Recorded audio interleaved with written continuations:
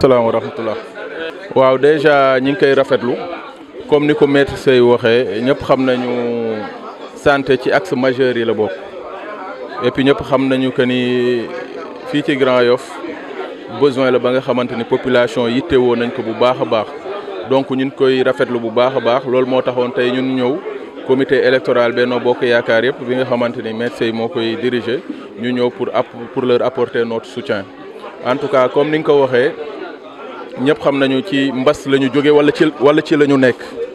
donc je pense qu'aujourd'hui maître Sey rappelé na ko léegi il y a beaucoup d'efforts qui ont été faits un peu ci santé bi mbas bi ñëwee président premier acte bi mu posé mooy débourser plus de 1000 milliards pour déjà appuyer les ménages bokkul ak tous les investissements qui sont faits en termes de matériel mais surtout en termes de construction d'infrastructures sanitaires. Aujourd'hui boo xoolee les hôpitaux de niveau 3 presque ci région yu bëri léegi def nañ fa ay hôpitaux loolu day wone rek la politique du président de la République par rapport à la santé parce que dëkk bu fa santé bi doxul éducation bi doxul dara du fa dox loolu moo tax ñu rafetlu bis bi ñëw fi teew tey apporter leen notre soutien ak notre solidarité. Sur ñun tout le temps dañu mës a am confiance ci terrain bi parce que ñëpp xam nañu Grand Yoff élection yi fi am yëpp yi nga xam ne président moo soxlo Grand Yoff waaye votel nañ ko souvent nit ñi dañuy jël ay paramètres ya nga xam ni wala baromètres ya nga xam ni amuñu objectivité bu baax déjà boo xoolee élection territoriale yi ñu génn mu doon mairie yi boo jëlee liste parallèle Benno Bokk Yaakaar yëpp ñun ñooy raw Yewwi parce que Yewwi dafa am 14000 voix ñun ñu am 7000 et quelques et alors que on avait des listes parallèles ya nga xamante ni def nañu ay scores ya nga xamante ni vraiment ay scores yu honorable tey loolu mooy différence bi tey boo xoolee famille Benno Bokk Yaakaar yëpp au niveau de la commune de Grand Yoff dañu boole suude wu nekk benn et je pense que ñun retour yi ñu am par rapport ak porte à porte yi ñuy def yi par rapport ak proximité bi ñuy def bi suñu xel dal na bu baax a baax te ñëpp xam nañu élection législative yi ay élection d'enjeu majeur lañu parce que président de la République moom mooy jiite réew mi moom la askan wi wóolu moom la jeunesse bi wóolu donc tey assemblée nationale foofu la ñu tëggee loi yi foofu la ñuy tëggee budget état du Sénégal lépp lu am solo foofu lay jaar parce que ñoo teewal askan wi ci république bi donc je pense qu'aujourd'hui ñun au niveau de Grand Yoff on est en train de faire le travail bu ñu fi jógee léegi war nañu aussi defaat tour dem visiter ay sinistrés parce que ñëpp xam nañu instant période bi nii ñu ngi ci taw yu métti ci week-end bi yëpp mi ngi taw et donc vraiment aussi ñu ngi leen di masawu coono bu baax di leen wax que ñu ngi fi vraiment en toute solidarité pour leur apporter notre soutien. Bon, je pense que débat baax na ci démocratie ñëpp xam nañu que ni soxna Aminata Touré moom elle a le courage de ses idées elle a le courage de ses positions et puis dafa am expérience yàgg ci état ñëpp xam nañu nekk na fi ministre de la justice mu def fi liggéey bu am solo nekk na fi premier ministre nekk fi aussi présidente d'une institution n'est-ce pas donc je pense qu'aujourd'hui ki ko woo débat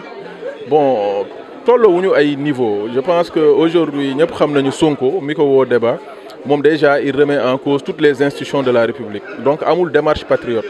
mënoo toog suba ba ngoon boo yeewoo di saaga président de la République di saaga sa ay naataango sa ay collègues députés ci assemblée nationale di saaga justice di saaga magistrat yi di saaga sëriñ nga xëy ni da ngay débat je pense que aujourd'hui vraiment na bu bëggee débat daal véritablement na ñëw taxaw def déclaration respecter institution de la République bi am démarche patriote ñu xam que ni bëgg na Sénégal mais yow yaa ngi jaxase yaa ngi waasoo lu xew nga ni nañu dem taal palais nañu mobiliser 200 000 marches vers le palais nañu taal fii nañu exploser loolu je pense que aujourd'hui kooku c'est pas un républicain on n'a pas besoin de débattre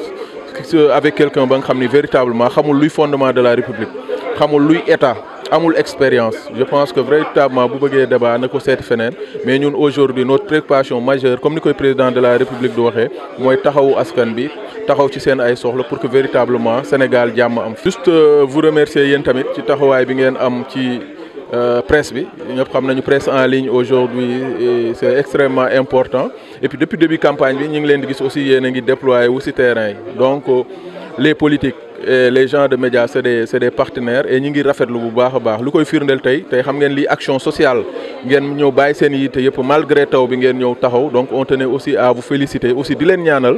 li ngeen mëbët ci seen projet bi ci seen structure médiatique bi yàlla yóbbu leen fu raw seen njort di appeler tous les Grands Yoffois déjà suñu camp Benno Bokk Yaakaar à plus d'unité ak de solidarité parce que liggéey bi ñuy def ci terrain bi zone électorale yëpp ñi ngi impact ñi ngi def proximité ñi ngi waxtaan ak population yi donc tey véritablement l'espoir est permis aussi que ñëpp génn aussi taxawu les populations sinistrées pour véritablement leur apporter notre soutien parce que ñun ay Grand Yoffois lañu ay doomi Grand Yoff lañu fii la ñu yeewoo fii lay suñu doom yi yeewoo ñun ñi sax suñu kër yi parfois mu dugal ndox mais Grand Yoff traditionnel ñëpp xam nañu kër yi dafa suufee et que véritablement foofu aussi nit ñi soxla nañu soutien donc nous lançons appel à tous les responsables politiques à tous les bonnes volontés à l'État et à tout le monde que ñu ñëw apporter leur soutien aux sinistrés de Grand Yoff ñu ngi leen di masawu bu baax a baax.